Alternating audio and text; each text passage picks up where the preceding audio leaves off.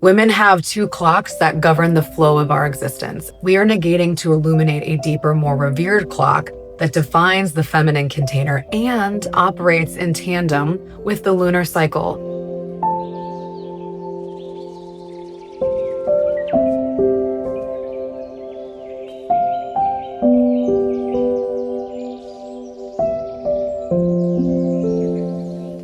Ladies, are you tired of feeling disconnected, dissatisfied, and in the dark about your own divine expression? We are living in a predominantly masculine paradigm where more and more women are experiencing burnout from a system that promotes and rewards this push-through narrative. This mentality proves to be a prime contributor to the severance of our birthright of the connection to our own feminine intelligence. So if you resonate with this sentiment, I have some easy to manage, yet highly potent information I would love to share with you. Let's have a dialogue about cycle syncing and womb connection. Women have two clocks that govern the flow of our existence. And with this previously mentioned construct that honors the 24-hour cycle of the masculine that we too hold as women, known as the circadian rhythm, we are negating to illuminate a deeper, more revered clock that defines the feminine container and operates in tandem with the lunar cycle, known as the Infradian rhythm. This is a 28 to 32-day cycle that is measured by our hormone fluctuations and preparation the body undergoes to create the magic of life. This divine intelligence is not taught as part of our health class as young adults. And therefore, most women will live a good portion of their lives in separation from this inner navigation that provides a blueprint to living a life of deep connection and rhythm, moving in flow with life's current rather than swimming against it. So let's discuss some easy ways to start a manageable cycle syncing practice with a brief background about the phases a woman experiences each month. There are 4 phases of our cycle that include the menstrual, the follicular, the ovulation, and the luteal. Today, we're going to focus on the menstrual phase, the sacred bleed.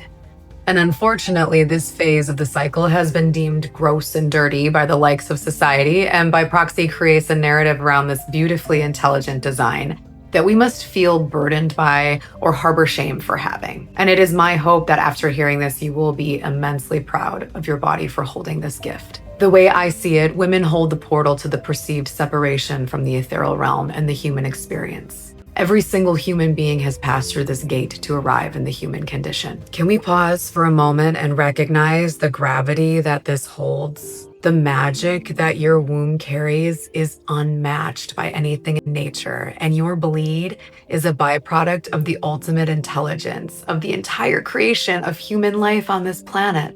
Our bleed is a time for rest and recalibration.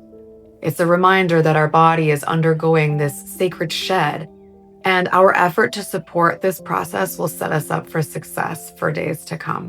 So let's talk about what's happening during our menstruation. Hormonally, we are low in estrogen and progesterone with a rising FSH, or follicular stimulating hormone, to recruit a new follicle. Here we engage in the shedding of the uterine lining, which is known as the menses. Energetically in this space, we are quiet, we are reflective, and we are very inward focused. This is a great time to take inventory of what you may be carrying around emotionally, spiritually, energetically, that may be causing strain on your expression. We can use this heightened process of elimination that the body is undergoing to release that density and that heaviness. Our body is in a state of cleansing. The mitochondria, which are these converters that take food and transfer it into energy in effort to support cellular function, will work more efficiently when the body is allowed deep rest. This is why it's important to honor our body's communication. If we continue to perpetuate this push-through narrative, we are inhibiting our body's recalibration process and further stunting our energy reserves. Emotionally, this is when our intuition and awareness are heightened. A fun fact, in archaic times, women would gather in red tents or lodges to connect in this communal intuitive power. Because the emotional awareness is high, it lowers the risk of irrational emotional responses to survival or community planning. So this time was revered as a time for clarity amongst ancient women and ancient communities. This time is sacred. On the physical plane, and within the energetic field. And it should be held in high regard. We should make this a ceremony and hold deep reverence for the power that our bodies yield. During menstruation, we should be focusing on foods that are nourishing, warm, and easy to digest. Foods that are rich in iron and magnesium to replenish our bodies after blood loss. Some examples would be stews, bone broth, lentil soups, venison, beef, or elk. You could have cooked leafy greens like kale or spinach, beetroot, mushrooms, oats, quinoa, and so on. And additionally, hydration and minerals are extremely important, always, but especially in this phase. So these electrolyte balanced fluids like water with a pinch of sea salt, or herbal teas like ginger, chamomile, peppermint, raspberry leaf, and others will deeply support the body during this time. When we are engaging in movement, we should be prioritizing slow and restorative expressions like mindful walks in nature, gentle stretching or yin yoga, and mobility work.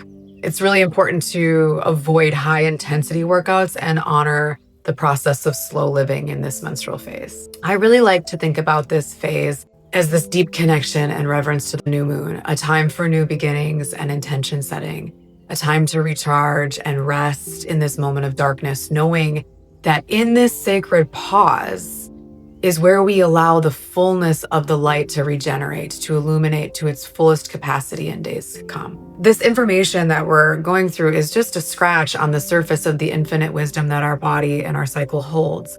And in the days to come after our menstrual, we arrive in our follicular phase with emergence of fire and liveliness, then our ovulation for peak connectivity and radiant expression, before we enter back into our luteal phase, which is a time for reflection and preparation to return to our menstrual or our sacred bleed.